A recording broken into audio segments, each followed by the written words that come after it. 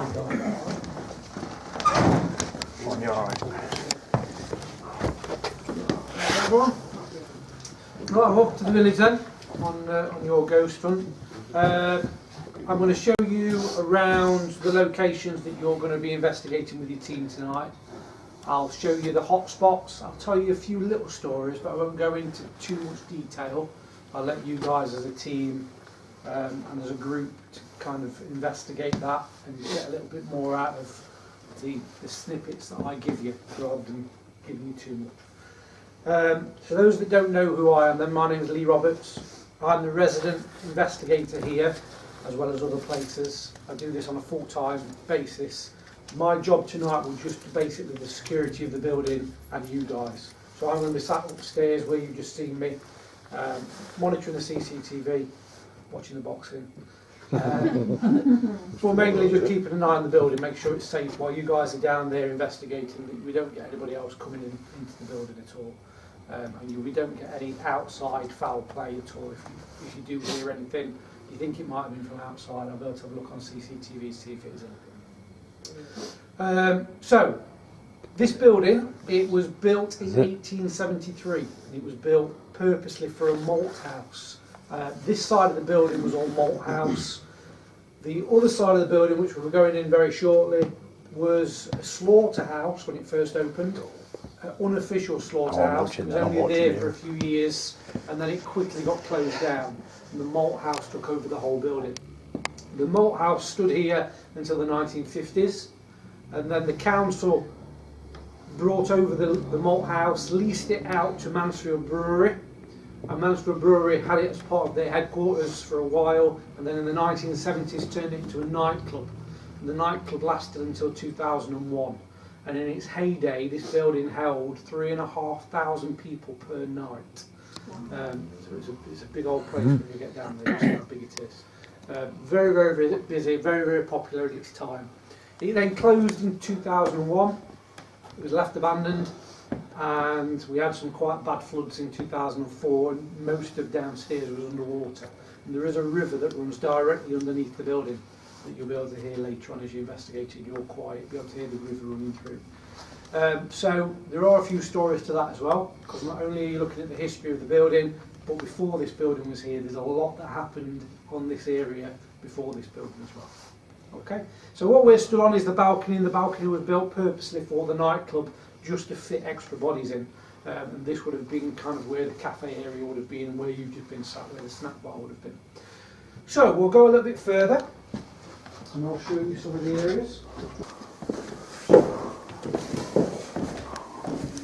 Oh, yeah.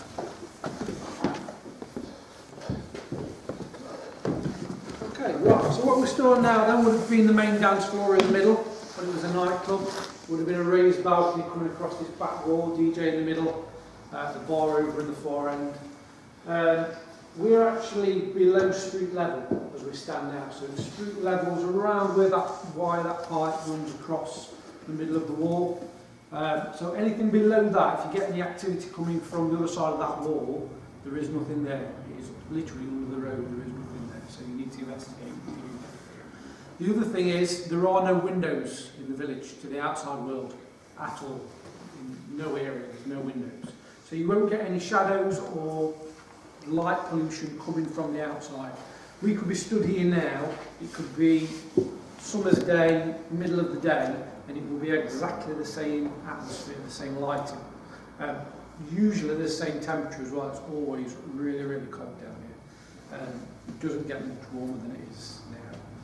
It does get a little bit colder as the night goes on. Lighting wise, so you ghost hunters like it to be as dark as you can.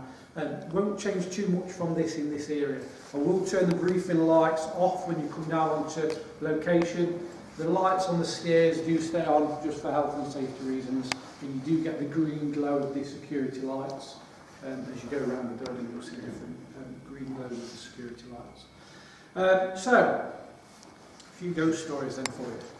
When I first came here back in 2014, it was just a shell of the building. I mean, it is now. It was even more of a shell of the building back then.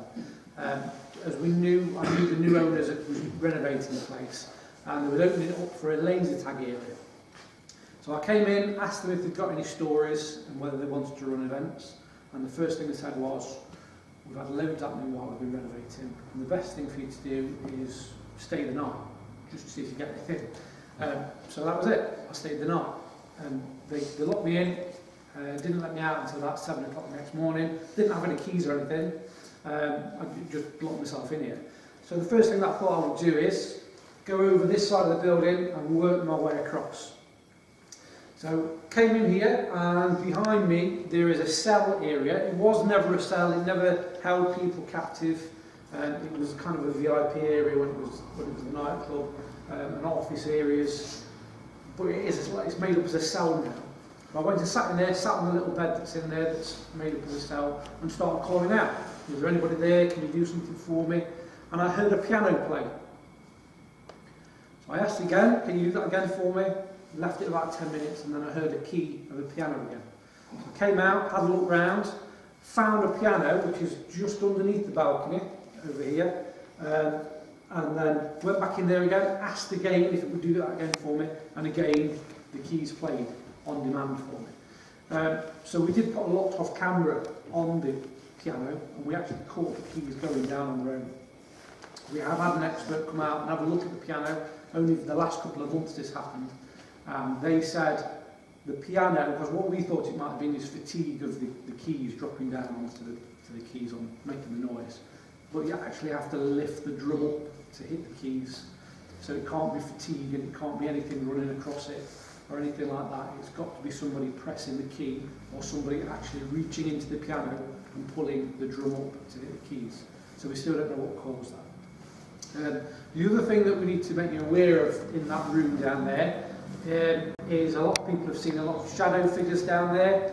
One person got pushed and got quite badly injured in that room, which was about a year ago now. The other thing is, quite recently, the room above it hasn't been used too much. You never really use it because it's really well lit throughout the whole year. There's a security light in there and it's always well lit, so a lot of people don't use it. But over the last couple of months, in fact from Halloween, what we've heard is, even when we've been doing this kind of walk round now, is I can only describe it as a Labrador or a big dog trying to get its foot in as it's running on the laminate flooring.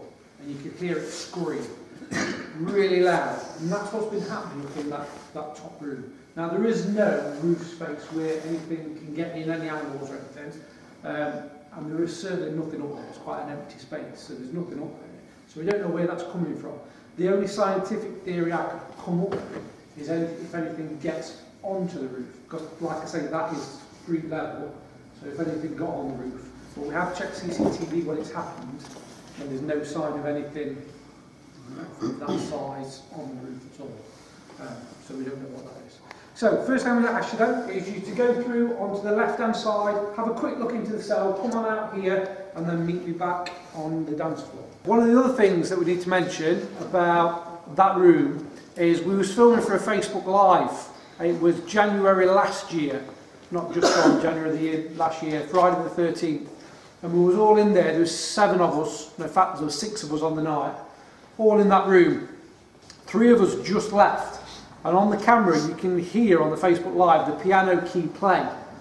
And as we come out of this room, one of these tyres fly off of here and landed on the top step where you've just come from. Right on the foot, right in front of me, my feet, which was bonkers. Never happened again, but obviously we've heard the piano, but we've never had these tyres fly across again. Right, you want to follow me? Okay, right, so this area is one of the hot spots, for obvious reasons. You've got the piano there. It is one of the high keys that plays, like Simon's just done. It is one of the high ones that go off. Normally about 3rd or 4th one in that goes down. So keep listening out for that. The other reason why I claim this to be a hotspot is a lot of groups start off in here. Loads and loads of groups. And the amount of groups that come in here and done a Ouija board on this pool table is bonkers. We've been booked up every single weekend from November 2015, and we are booked up right through to 2019. So you can imagine how many groups have come in here and done Ouija boards or glass moving or table tipping in this area to try and contact different things. So the amount of energy that's been caused in this area is bonkers. But one of the incidents that I need to tell you about was May, I don't know if it was last year or the year before, I lose track now, but there was a group in here doing a Ouija board down here. And I was upstairs watching my laptop, and I can only explain it to be a child calling out for their mummy, is what I heard. So I heard, "Mummy," very, very faintly. So I checked CCTV, had a look round, it was 11:05. Nobody about, nobody on CCTV, no one in the party rooms, nobody about. Sat down again and I heard, "Mummy." So I walked over to the windows, had a look down over the dance floor onto area 1, couldn't see anybody about. I thought it might have been a group down here calling out. And when I was looking down, I heard very close to me somebody call out, "Mummy," as if they were stood next to me. So I went back, made sure the door was locked, checked everything. As I got back to the CCTV hub, I heard again for the 4th time somebody calling out for "Mummy." So I came down the first set of stairs, and as I got to the bottom of the stairs, the team leader from in here walked out of this door and onto the dance floor and said to me, is everything all right? And I said, "Well, I need to know what you guys are doing, where everybody is, from what I'm hearing." And he brought me in here and he said, "Right, before you say anything, let the group tell you what they've just been doing." And they said they've been on a Ouija board, they've been on it for about 15 minutes, they've been contacting various people, but for the last 5 minutes they've been speaking to a young boy who was 5 years old. He'd been raped and murdered in this area, and he was looking for his mummy. Now that's before I told them what I'd been hearing. So I told them, they obviously had been getting that without knowing what I've been hearing. And I've been hearing somebody calling for mummy without knowing what they've been doing. So it was really, really good evidence. But what makes it even better is they carried on working, and other groups have come in since and worked in this area and picked up on names and dates and events that have gone on since, and we found that it is factually correct. There was somebody that was tried and hung for raping and murdering a 5-year-old boy in this area before this building was here, way before this building was here. And there was also another child involved, which we know about, but from what the spirits have been telling people, there was 8 children involved, but this guy was only hung for 2 of these offences.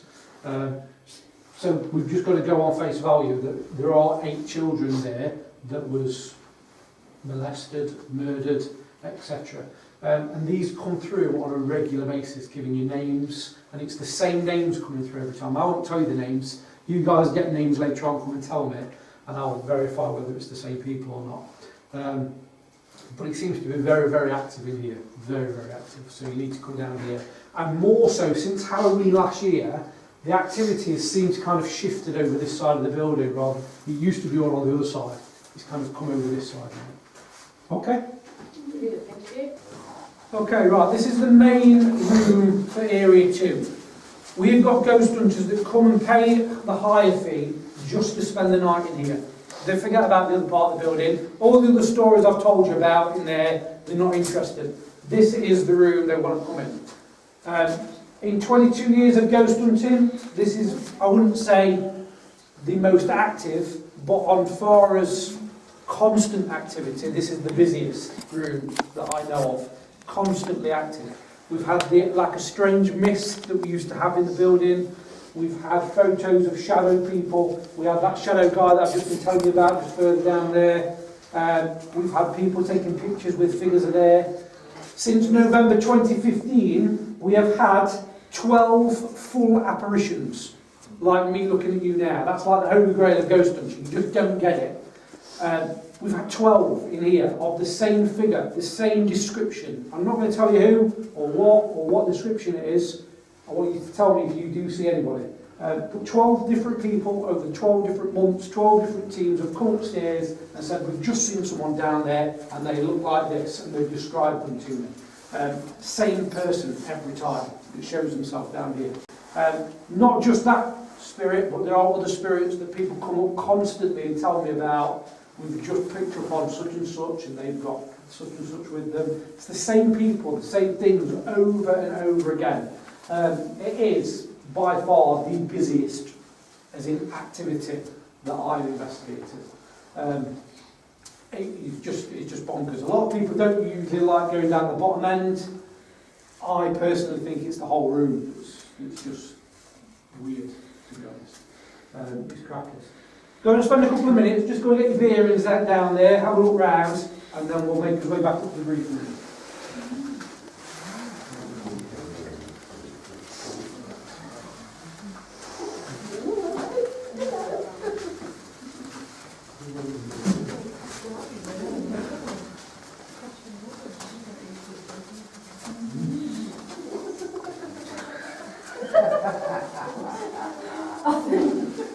Simon, What? gone off you onto gym now, he's jumping into everything.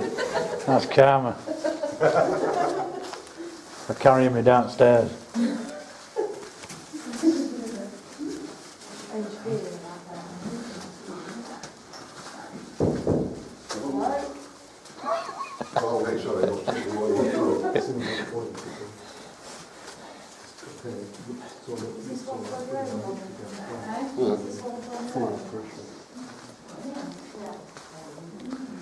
Did you say you saw one down here today, Dave? Yeah, not today. Last time he came, the boy here. Full Yeah. ammunition, like you stood there now. Yeah.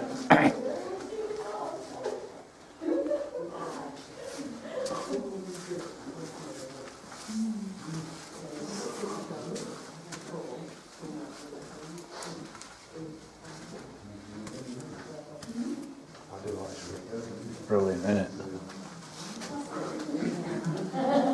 Sampling the roses of them, like down here. The activities are mental. Yeah. Getting mad photos. I've seen you.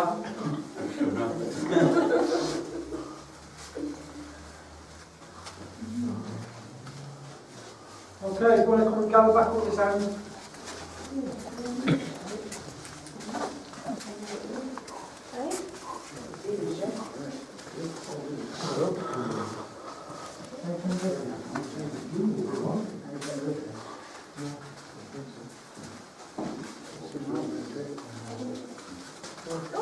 Cheers, Dave. Touch his blow face over.